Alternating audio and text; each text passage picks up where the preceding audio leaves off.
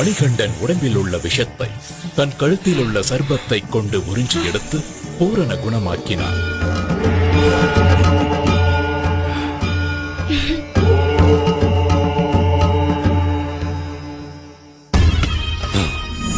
இந்த திட்டமும் முறியடிக்கப்பட்டு விட்டது.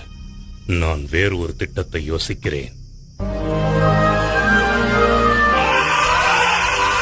இதற்கிடையில் மன்னர் ராஜசேகரன் ஐயப்பனுக்கு இளவரசராக முடிசூட்ட ஏற்பாடு செய்ய திட்டமிட்டுக் கொண்டிருந்தார்.